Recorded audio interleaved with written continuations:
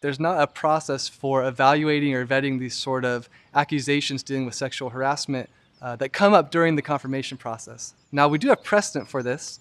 So Clarence Thomas, when he was nominated in 1991, he went through the confirmation hearing process for the Senate Judiciary Committee. And then after that was through, again, we had sort of what you might call an 11th hour allegation of sexual harassment in the workplace in his case. And so there's precedent for this. The problem is there's no mechanism in place for dealing with it. So Anita Hill, in a recent editorial, actually talked about it being a problem that the senators didn't really learn from the Thomas confirmation hearing, and they haven't really learned from the Me Too movement in terms of having something in place to vet these sort of issues. There's no way for the accusers to systematically and orderly submit this information. There's no way to really protect their anonymity, and there's no procedures to tell the senators how to deal with these issues.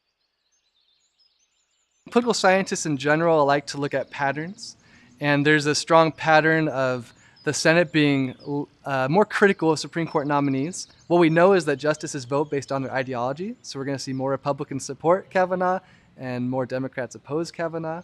We know that they are more critical of nominees than they used to be. I think pre-Bork, they were much more willing to just focus on integrity and character, whereas now they are more likely to ask about judicial philosophy, ideological philosophies. The Senate sees itself as more of an important part of the whole process of choosing a justice. So there's been a change over time. And so this is consistent with what we know in terms of the partisanship and the ugliness of the battle. In terms of scandals happening, we don't have a lot of data on that.